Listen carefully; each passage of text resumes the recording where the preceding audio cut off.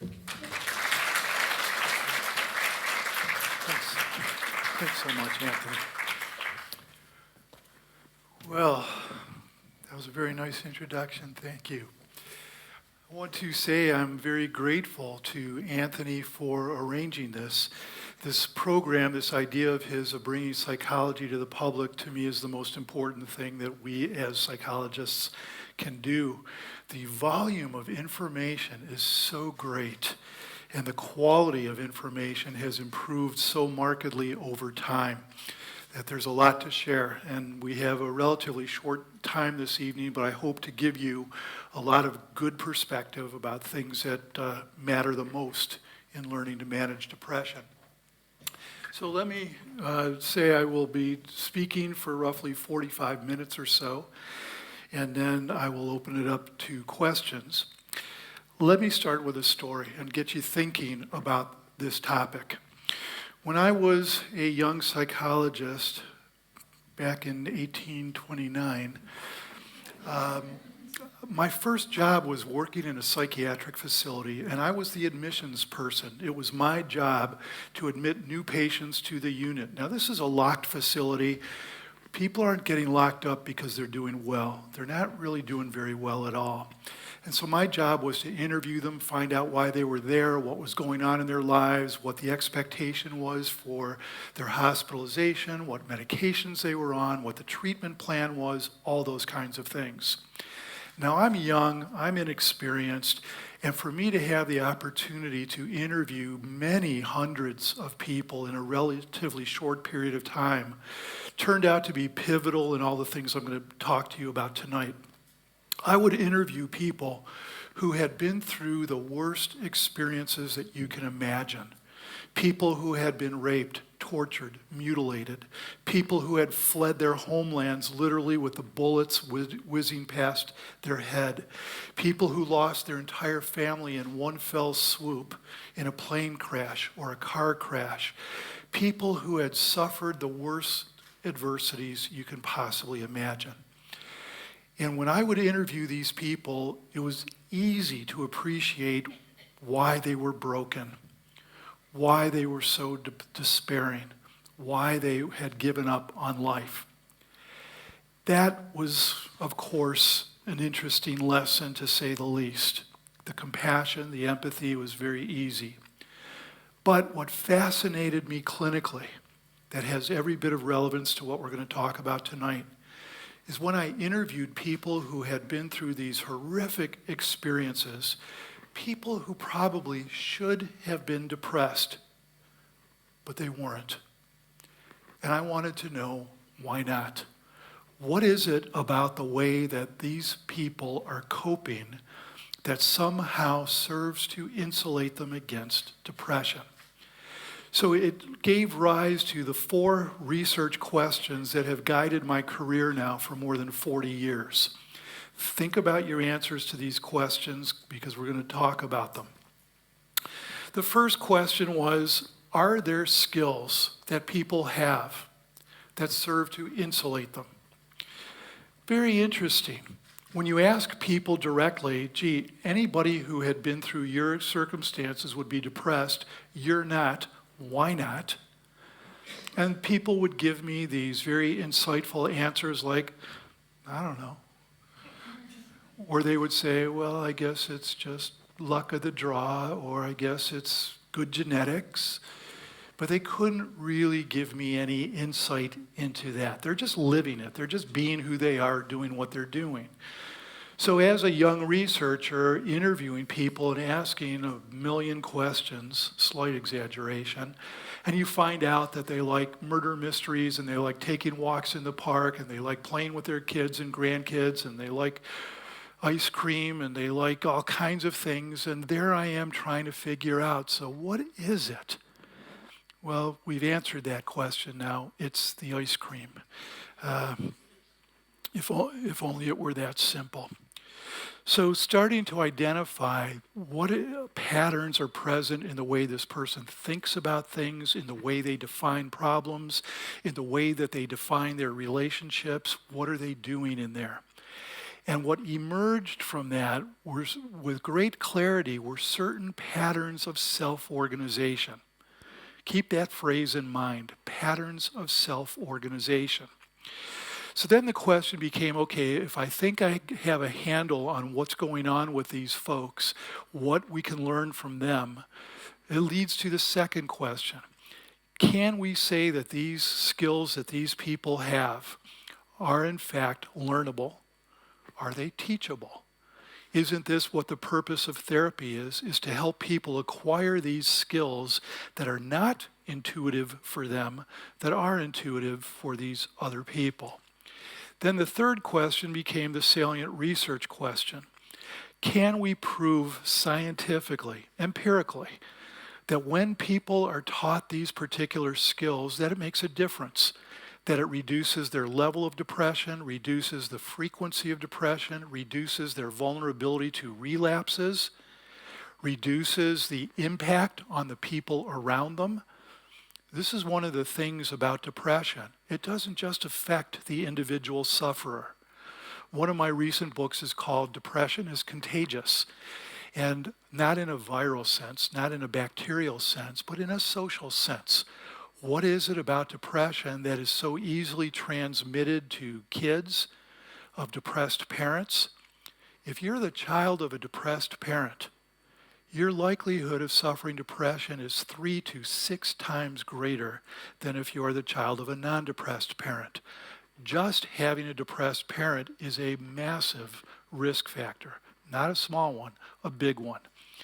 So can we prove that by people acquiring and developing the skills that it really makes a difference? And then the fourth question has to do with prevention. Now bear in mind, I'm asking these questions more than 40 years ago when we didn't have good antidepressant medications. We had medications that weren't particularly effective and people didn't want to take them. They had annoying little side effects like death. And so all in the span of 40 years, all of those things have changed. We have better medications, we have far better psychotherapies, a far better insight into what depression is, who's vulnerable and under what conditions. But the idea at that time of even thinking about depression in terms of prevention was sheer fantasy. We didn't have good treatment, much less good opportunities for prevention. So I will summarize my response to all 4 of these questions. Yes, yes, yes, and yes. What we have learned is that there are certain vulnerabilities, risk factors. A risk factor is anything that increases the likelihood of somebody suffering a particular disease or condition. And at the time that I started studying depression, we knew of exactly 2 risk factors, gender and family history. We now know that there are scores of risk factors, factors that increase vulnerability to depression. And I'm going to talk about some of the key ones this evening. Now, part of what came out of that initial study was the recognition that it's not just what happens to you. You know, for the people who say, well, the reason I'm depressed is because here's what happened to me when I was a kid, or the reason that I'm depressed is because I lost my job, or the reason I'm depressed is because this person broke up with me. That's only partially true at best. It's far less about what actually happens to you, and it's far more about how you interpret, how you give the significance to, what kind of meaning you attach to the events in your life. And part of what we've learned is that there's a phenomenon called attributional style, a pattern of how people reflexively, unconsciously, interpret the significance of events. And this is something that is imperative to appreciate for all of us, because this is where some of the strongest risk factors reside, as I'll get into in just a little while. But let's backtrack to the most basic of questions. If we ask the question, what is depression? Well, depression is technically considered a mood disorder, but it's far more than that. Depression's tentacles reach into every part of a person's life. It affects not just your mood. It affects your physiology, your physical health, and how depression serves as a risk factor for many different conditions, most notably cardiovascular disease. In fact, there are cardiologists around the world who are recommending screening for depression as the first screen for cardiovascular disease, but others as well. It reaches into your ability to think and make decisions.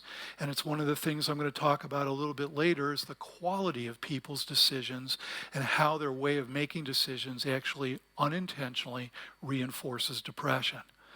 It affects job performance and your ability to function in the work that you do. It affects concentration, how many work-related accidents that damage people and damage people's lives are caused by inattention caused by depression. It affects relationships. It's hard to be around people who are depressed. It ends up damaging relationships, and of course, all that leads to is more isolation and more depression. So I can go on and on about all the different tentacles of depression, but you should get the idea that this isn't just a bad mood.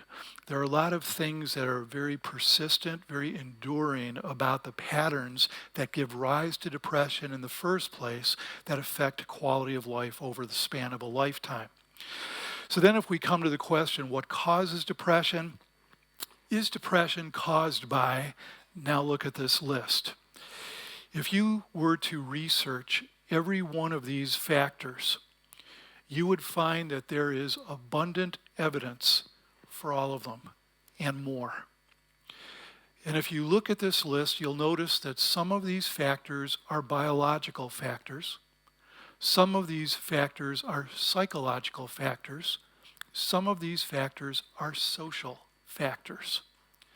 And the more that we have learned about depression, the more that we learn how important the social side of the equation really is. That so many of the risk factors for depression, when I talk about depressed parenting and why kids of depressed parents are at so much higher a risk, it isn't through genetics. It's through modeling. As a parent, you can't teach kids what you don't know. And so it becomes an interesting field of research. What is the relationship between family structure, family coping styles, family atmosphere, and depression? And to leave it in general for the moment, there are some very significant factors that operate in that arena. It's why I wrote the book, Depression is Contagious, because these factors now are being recognized across a variety of fields. So to summarize that point, how important it is to appreciate and have a multidimensional viewpoint. Yes, biology matters, but surprisingly, not as much as you would think. That when we look at what's termed genetic variants, how much do genes play a role in depression? Is there a depression gene? No. Are there genes that make people vulnerable to depression? Definitely. And so if we look at biochemistry, yes, it's a factor. If we look at disease processes, there are many diseases where depression is a predictable consequence.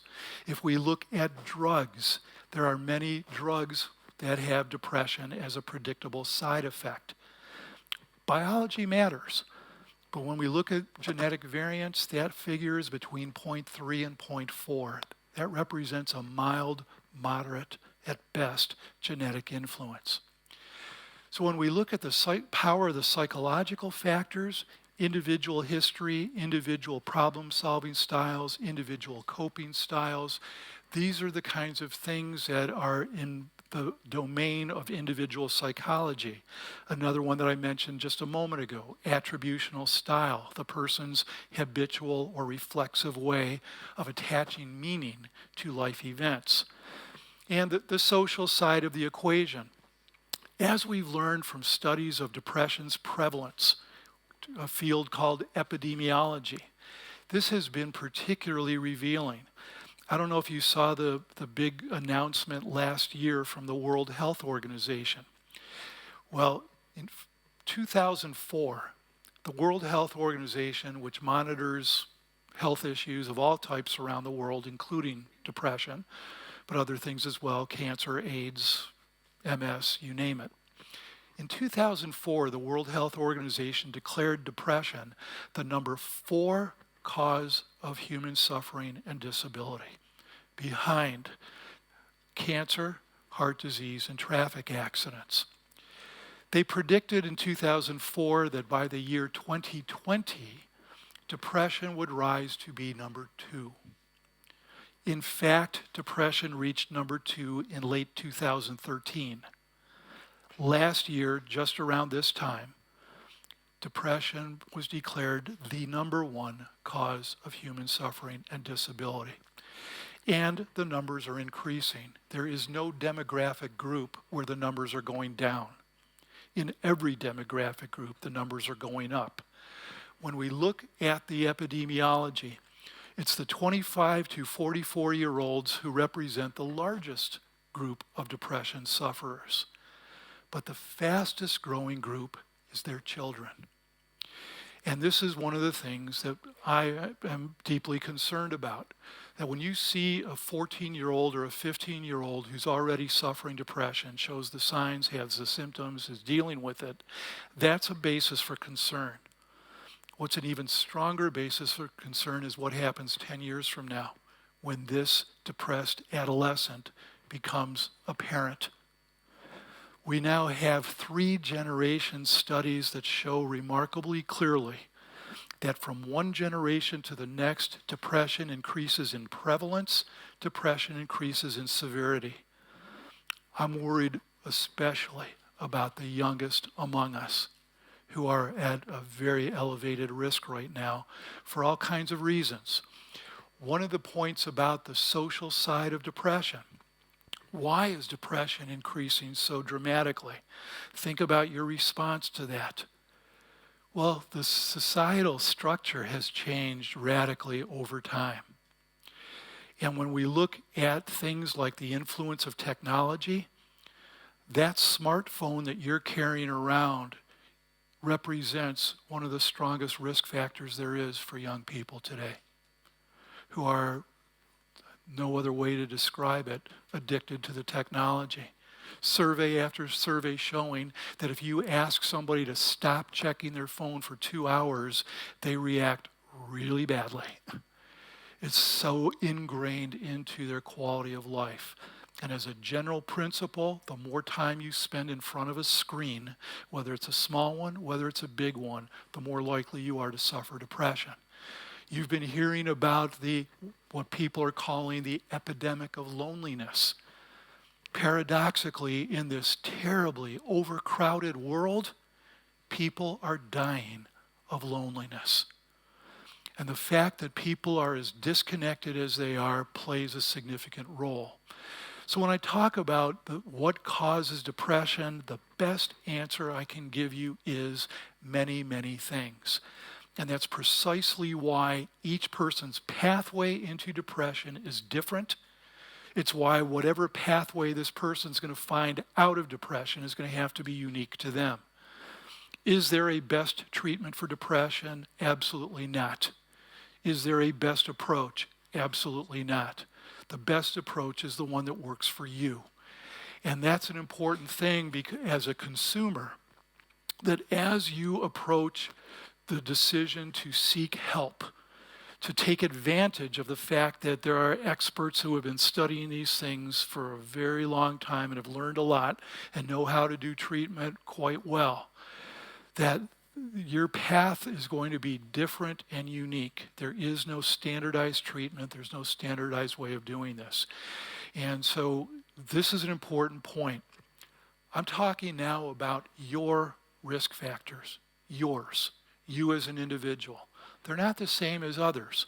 When I say each person has their own pathway in and is going to have to develop their own pathway out, your task is learning what your vulnerabilities are, learning what your risk factors are. What is very troublesome for one person isn't the least bit troublesome for someone else. What one person avoids with every ounce of energy they have, somebody else walks into openly and happily. Everybody's different. And so when we look at that point, which is really nothing to sneeze at, we really have to appreciate that it's that level of individual attention, learning about yourself, that becomes one of the most important things that you can do. So when we look at the fact that currently the most common form of treatment, the most popular form of treatment, is the antidepressant medication.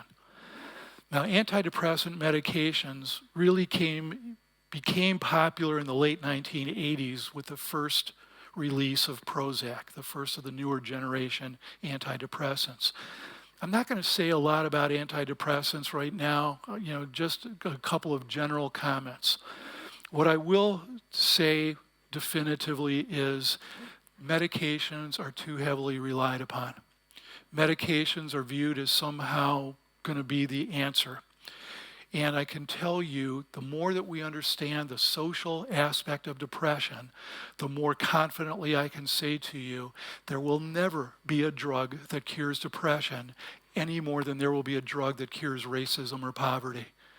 Looking at it through the lens of biology is an exceptionally limited perspective. Why I made a point of showing you the slide that shows you the biological factors, psychological factors, social factors. Now, it's not that I am against antidepressants. Part of writing for Encyclopedia Britannica is I can't just say it because it's my opinion. Where's the evidence for it? Antidepressants can do two things reasonably well. They can help you manage the vegetative symptoms, things like sleep disturbance, appetite disturbance, and they can raise the floor on depression. Now, that will be true for roughly half the people who take medications. If you take medication alone, it's something to reconsider. Medications have the highest rate of relapse of any form of treatment. So even if you happen to be a fan of medication, and believe me, there are people who say to me all the time, that medication saved my life, I believe them. There's no reason to disbelieve them. But the larger point I'm making is it's not enough. It's not enough. And here's why it's not enough. No amount of medication is going to help you develop skills in managing stress. No amount of medication is going to help you develop a better attributional or explanatory style, or help you build and maintain positive relationships with other people, or it's help you develop the kinds of cognitive skills that help you think critically about experience instead of just getting sucked in by your feelings. It's not going to help you develop problem-solving skills. It's not going to help you develop better decision-making strategies. It's not going to teach you how to build a support network with people. It's not going to help you come to terms with whatever crummy things have happened in your life. And it's certainly not going to help you build one of the most important things in getting treatment is how to build a compelling future. The past, whatever distresses, whatever traumas, whatever situations you've faced, I get that. I listen to those experiences all the time, and they're tragic. But if we ask the question, who overcomes depression and who doesn't? The people who find themselves facing forward, who start thinking in terms of how do I want my life to be, do better than the people who keep focusing on the past, the unchangeable past. And that's really the key in this. Drugs aren't going to help you do that. So if we look at what these risk factors are that I'm talking about, when I said there are scores of risk factors, literally dozens and dozens of risk factors, things that singly and in combination can give rise to depression very easily. I want to highlight for you some of the key ones, some of the risk factors that have a greater impact than do others. And I'm going to describe these for you and give you an idea of what they look like, sound like, and what you can actually do about them. How are we doing? Okay. So the first one, so let me name them first: the internal orientation, stress generation, rumination, global thinking, and finally, unrealistic expectations. Let's look at each risk factor individually and how it influences your overall quality of experience. The first one, the internal orientation. When I'm talking about the internal orientation, very simply, I mean what people do is they use themselves as the reference point. They use their feelings to make decisions. They use their feelings to interpret the things that they're interpreting, events that happen in their life. The internal orientation drives you inwardly. There are actually some depression writers who have framed depression as being the most narcissistic of all states. Now that's clearly an exaggeration, but it does speak to the quality of self-absorption, what I mean by the internal orientation. And when you use your feelings as the indicator of what to do, you're going to make mistakes. Now, I know that there are people running around loose in the world who will say to you, trust your feelings. Listen to your feelings. Listen to what your heart tells you. I can tell you as a psychologist and depression expert, that is really bad advice. Really bad advice. Because your feelings can too easily deceive you. People can so easily think things are worse than they really are. People can think things are better than they really are. To be able to have the ability to go outside yourself and learn something about what's actually going on out there. Well, when I say internal orientation, it's the subjectivity. Here's what I believe. Here's how I feel. This is the way it is. And when people make bad decisions that unintentionally make their life worse, that really speaks to what I'm going to talk about next with stress generation. But the point I'm making now about what does this mean in terms of what to actually do. I put here the goal is to learn to reality test. One of the most important skills you can develop in life is reality testing. How do I go outside myself in order to know whether this is really what's happening? And if you look at the times that people get in the most trouble, it's when they get wrapped up inside in whatever they happen to believe that may have next to nothing to do with what's actually going on out there. Clinicians call this cognitive rigidity. In plain language, what it means is the key problem with depressed people is that they think things and then make the mistake of actually believing themselves. Thinking is dangerous, potentially. And without the ability to learn how to go outside yourself and reality test, all you can do is be a prisoner of your own thoughts. And if your own thoughts are depressing, you're in trouble. And it's why, especially here in Australia, where CBT is one of the most commonly applied approaches, and appropriately so, helping people learn the cognitive skills of how to gather information and how to use it, instead of just jumping to unfounded conclusions and believing the things that go on. And of course, this also relates to the social isolation.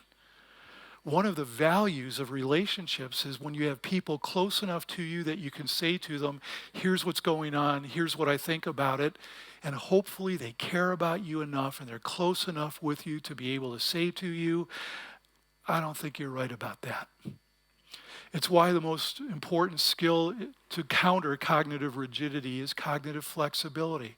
How can you train yourself to generate multiple explanations for things that happen? Simple example, I call you up, you're not home, I leave a message. Hi, it's Michael, it's 10 a.m., call me back.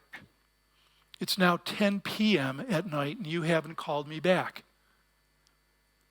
If I'm a depressed person, what is my predictable attribution or explanation for why you didn't call me back? You don't care about me anymore. That'll cheer me up. But it doesn't stop there. Then it goes to the next level of how come people don't care about me? Why aren't people ever responsive to me? Why aren't people ever staying my friends? And the next thing you know, this person's built this up and built this up until it's literally a suicidal crisis because you didn't call them back. That's how it works. That's the internal orientation. Training people to generate multiple explanations. Why didn't this person call back? Could be this, could be this, could be this, could be this, could be this. Which one is it? I don't know. To master the art of recognizing what you don't know instead of making stuff up and then actually believing yourself. The second risk factor is called stress generation. This is actually one of the most recently developed models of depression, and it has attained already a significant level of empirical support. What stress generation speaks to is how people make decisions that complicate their depression, exacerbate their depression. They don't do it intentionally, but it speaks to the quality of their decision-making strategies. And when people don't have good decision-making strategies, when they just follow their heart, just follow their feelings, they're going to make mistakes. So for example, I can say to my depressed client, I can see from all the cobwebs all over you that you really don't move much. And knowing that exercise has a treatment success rate that matches antidepressants with a much, much lower relapse rate, it really would be a good idea for you to exercise.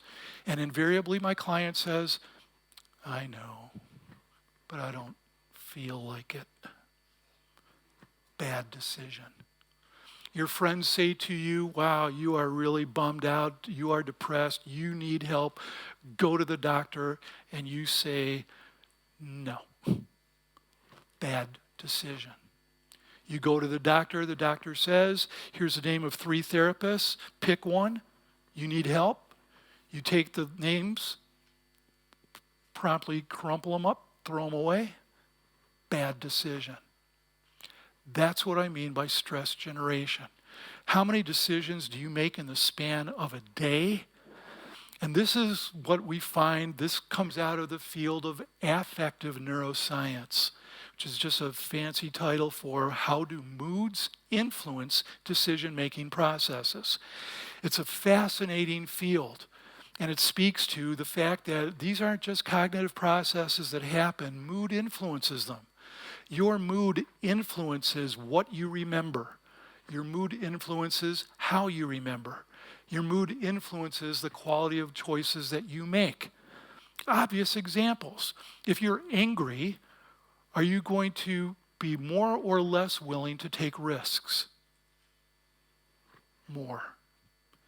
If you're afraid, are you more or less likely to take risks? Less. Your mood state influences your perceptions. Your mood state influences the quality of decisions.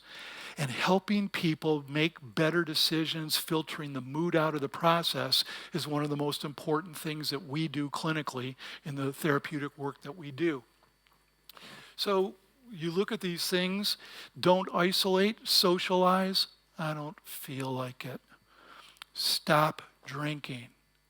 I don't feel like it. Why do I say stop drinking? If you are depressed, if you are vulnerable to depression, your alcohol intake should be 0.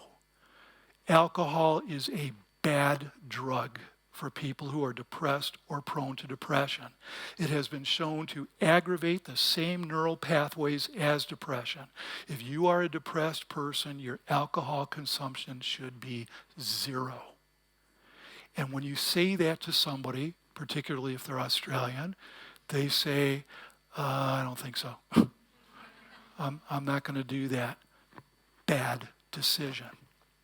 So that's part of the task, is learning how to take actions that are consistent with the goals more so than taking actions consistent with the feelings. The feelings come and go. The consequences last. And to start to think in those terms becomes a very different paradigm for people who are used to following their feelings so closely, the internal orientation I was talking about. That is not one of the 7 habits of highly effective people. When I say alcohol is a bad drug, I am understating it. When we look at the next risk factor, rumination.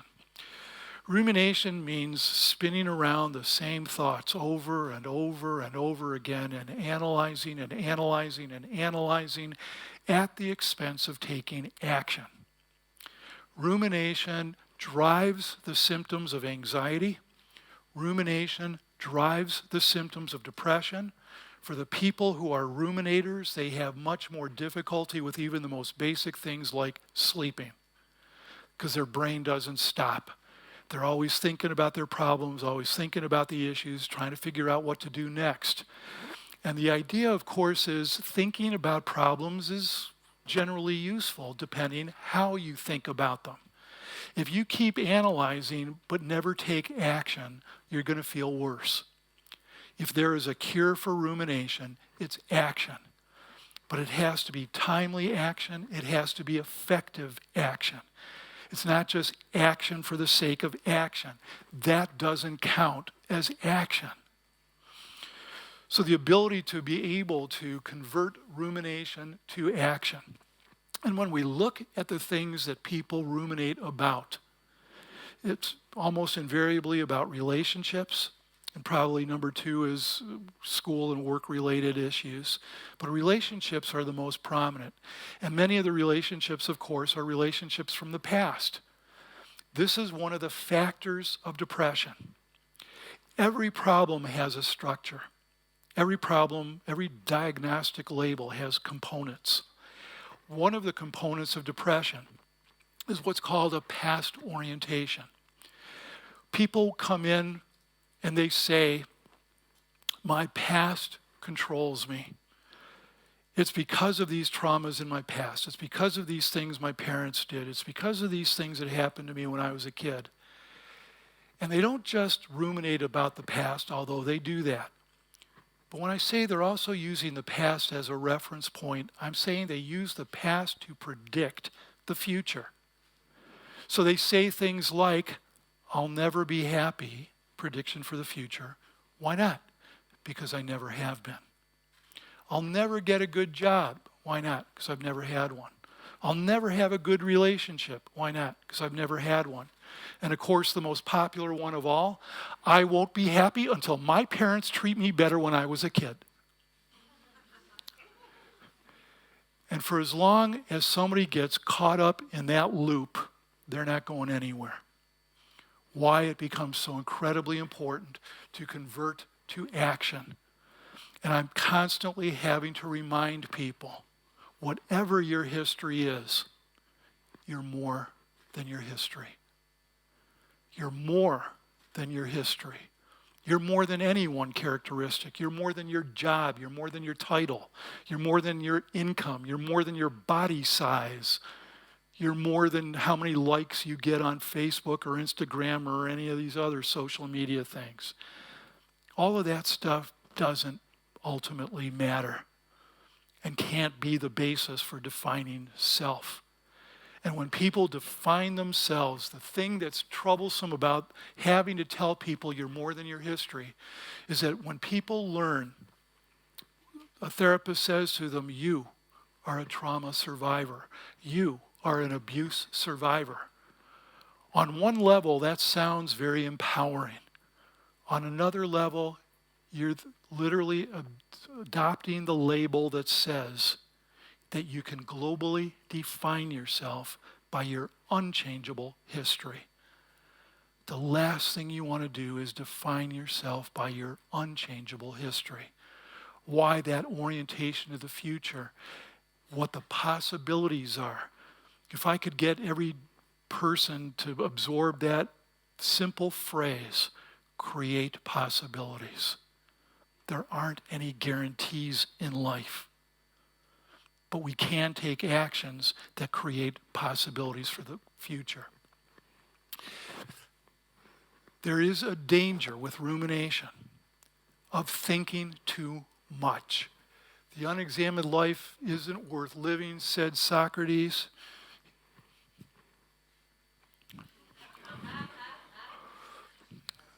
There is a danger in thinking too much, and there's a specific discrimination that has to be made.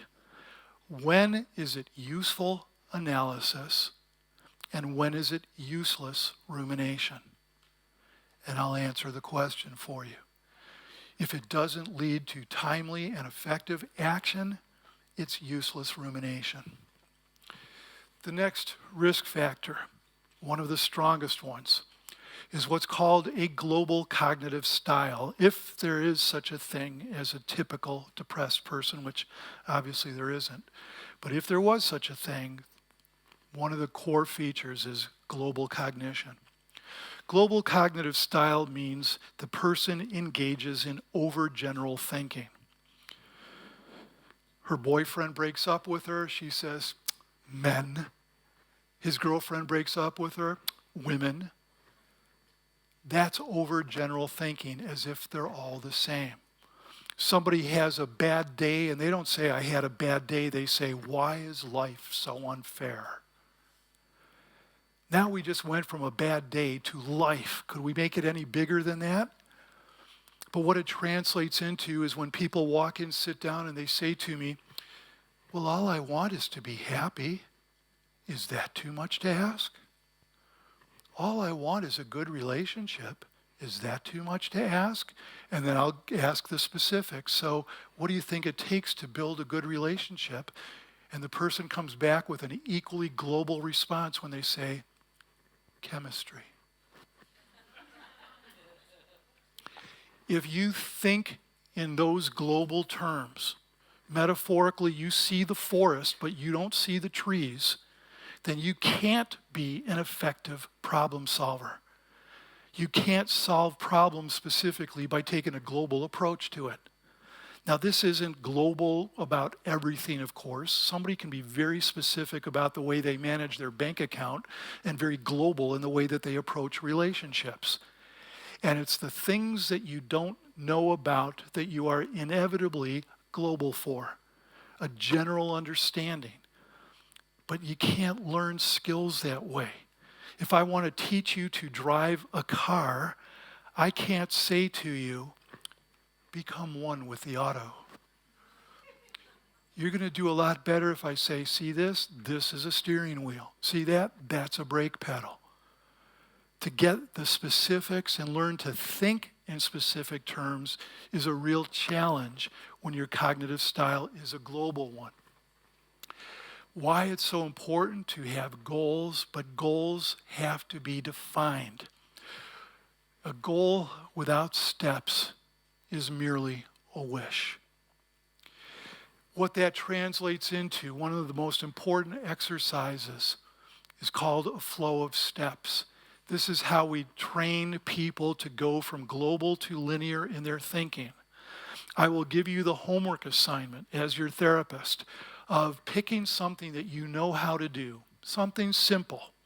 You know how to dress yourself, you know how to go grocery shopping, you know how to take a shower.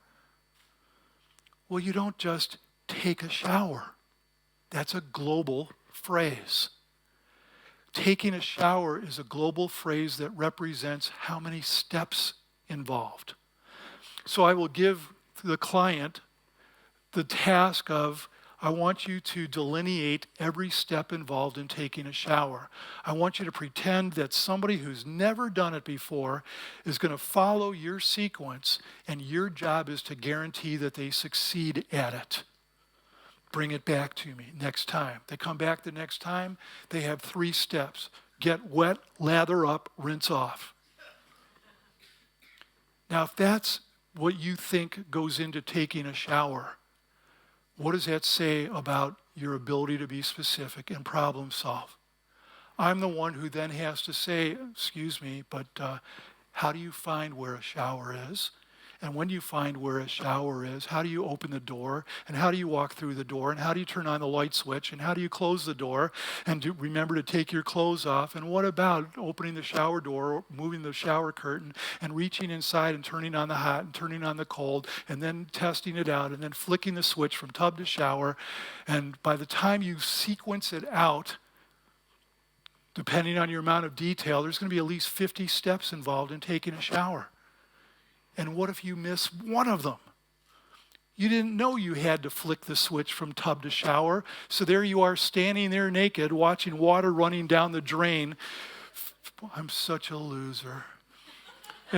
Everybody else can take a shower and I can't. What's wrong with me? And that's the point.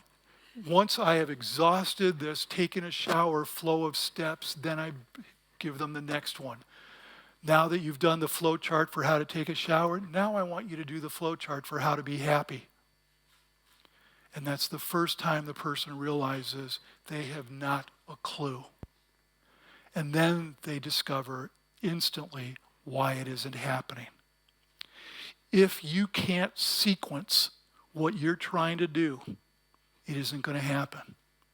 This requires a very specific quality of thinking that global thinkers have a hard time doing. It's a training process, training your brain to think in more linear terms in the specific areas where you need help.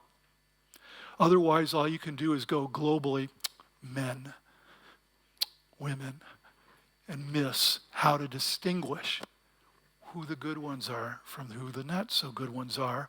Do a flow chart for that. Okay, then the last one I'm going to speak to quickly, the unrealistic expectations.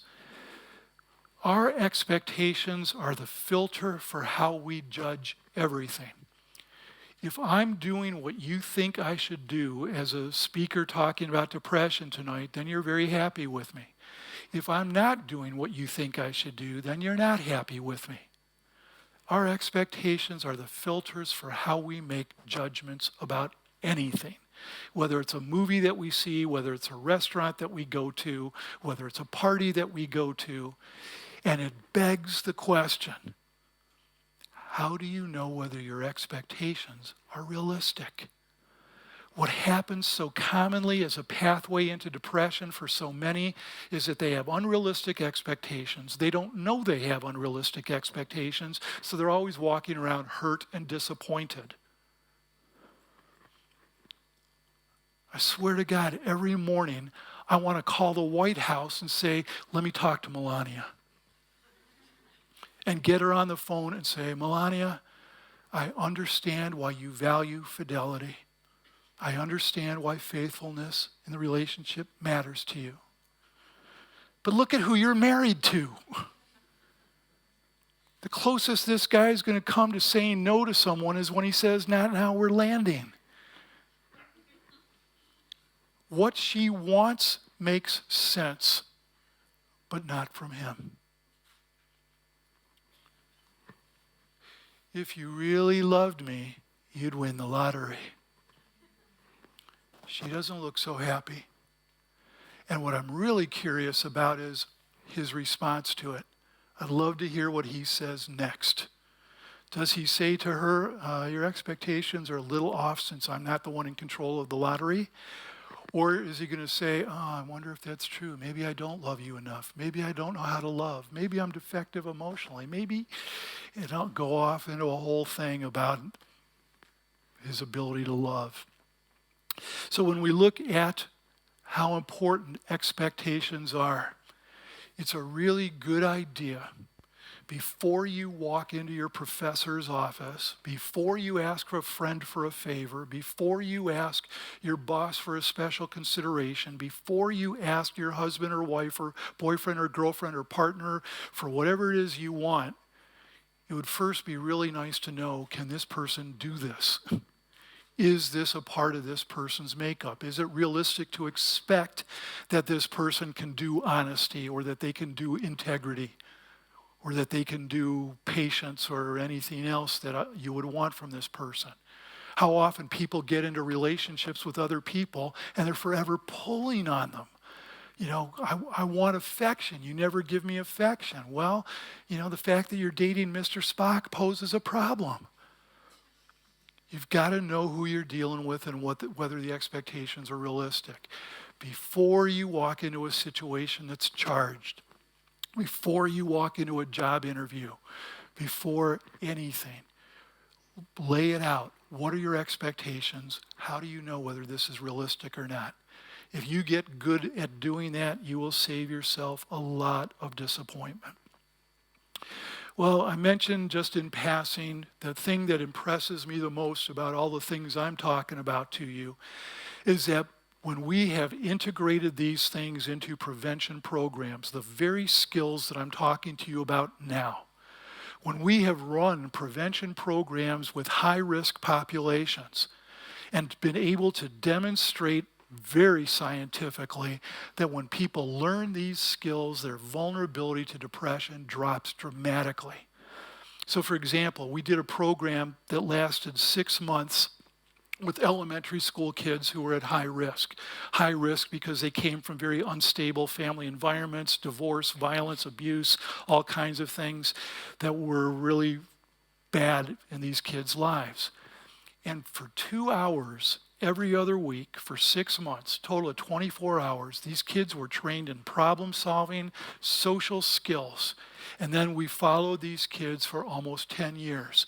They had less than half the rate of depression, less than half the rate of teenage pregnancy, less than half the rate of drug abuse as the kids who did not go through the program. That's impressive, and that's 24 hours worth of basic teaching of skills. These skills that I'm talking to you about tonight not only have treatment value, they have prevention value. Well, let me highlight for you then some very direct advice to bring this lecture to a close. Getting professional help is an important thing to do. You don't know your own blind spots. You're blind to your own blind spots. The stuff that you struggle with and struggle with and struggle with, you go see somebody who knows what they're talking about, and they can say in 5 minutes, here's what you're missing, here's what we can do about it, and problem solved. It's not always that easy by any stretch of the imagination. But the point being, there's a good value in having trained eyes and ears on what you're dealing with. So how do you know when you need professional help? First and foremost, suicidal thoughts. If somebody's even remotely contemplating that, that is the first cue. You need help now before you do something impulsive. Secondly, when you're feeling stuck and hopeless, when you don't have the support or people around you that you can reality test with. Before it reaches a crisis point, how often people wait until everything's in flames and then they go get help. Well, you don't have to wait until it's in flames. How about you take care of it before things get worse? That requires foresight. The ability to make good decisions, I have emphasized. When you have to make big decisions, am I going to go to this school or that school? Am I going to live here, live there? Am I going to marry this person? Am I going to move in with this person? Should we have mom live with us or not live with us? Should I take this job in another city? What should I do? You have big decisions to make. You really don't want to make them through the filter of depression. I spoke about how depression affects the quality of decision making. Good idea to have somebody else to reality test with. When you know that you're affecting other people, the only responsible thing to do is to get help so you are not contaminating them. Every depressed person on average affects at least 3 other people negatively.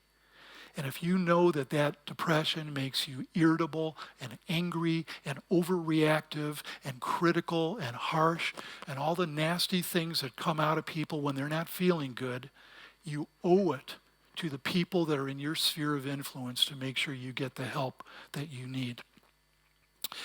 It's important to shop for a therapist. Like any field, it wouldn't matter if we're talking about plumbers or electricians. In any field, there are people who are more well-trained, people who are better skilled, people who have more experience. And it means that your job is going to be to shop and to have the kinds of questions handy that you need to have answered. Is this person experienced with depression? What is their general approach to it? What's their style? How active are they in the treatment process? Will they assign homework to you? Will they involve other people? Couples work, family work, other people who are involved in this problem for you? Are they available for appointments? What do they charge? How long are their sessions? That's what I mean by shopping. To have plenty of questions ready for, as you interview different therapists, for who you click with, who you discover just by talking with them. You can tell that there's some juice there that you want to be with this person. So I gave you all these things about choosing a therapist. Let me just give you the last couple of slides of very specific bullet point pieces of advice if you're dealing with depression. First, get a thorough physical exam. When I say that biology matters, this is the starting place to make sure that there isn't anything going on medically that would give rise to depression as a consequence. Avoid alcohol completely, yes, you. Strive to learn about your vulnerabilities and develop ways to manage them. What are your specific risk factors? What are the things that you're reactive to that other people are not particularly reactive to? Learn to distinguish facts from feelings, beliefs from facts.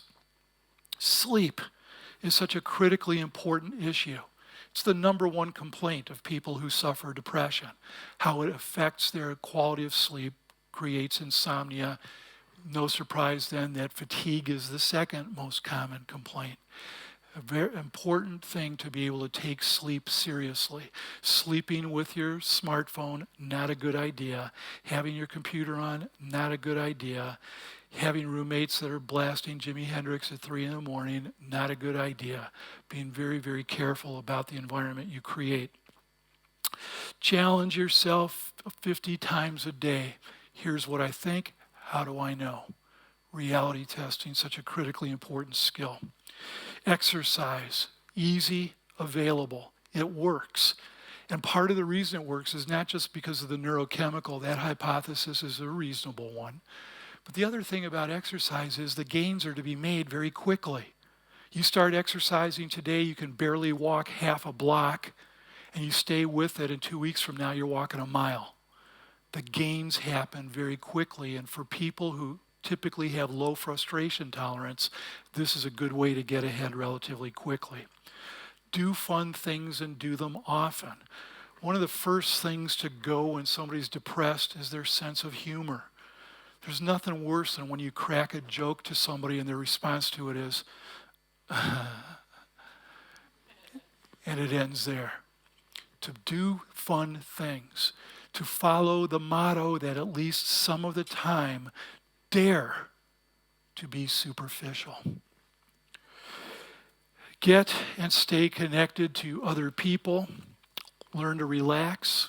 Relaxation processes, meditation, visualization, guided imagery, hypnosis. Any kind of relaxation process is going to be beneficial. Being goal-oriented in the important areas of your life. But again, they have to be realistic goals. If you can't do the flow of steps, if you don't know what the steps are, then you're caught up in that. You wish, but you don't really have a plan. Prioritize and problem solve. Get support, get help, don't wait. If I'm going to talk about the things to do, I might as well talk about the things not to do.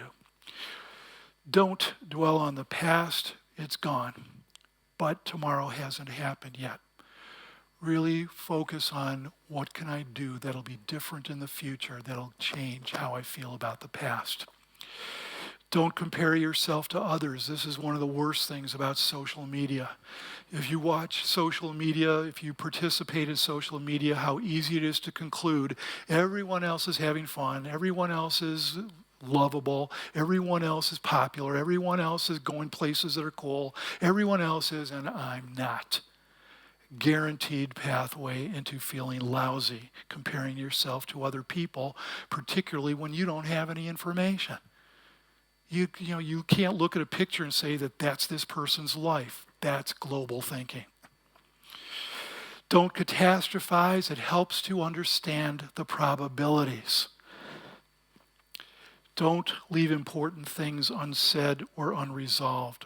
Closure counts for a lot. Don't analyze too deeply. Move on. Don't ignore reality. Get the facts. Don't ignore your own needs. Self-care is not the same as being selfish. You're the only one who can manage yourself. And here's a key point. No mood expert that I know of would ever talk about curing depression. Keep this point from this lecture. The goal is not to cure depression. The goal is to learn how to manage your moods. That phrase, manage your moods. You don't exercise once and now you're done with the exercise thing.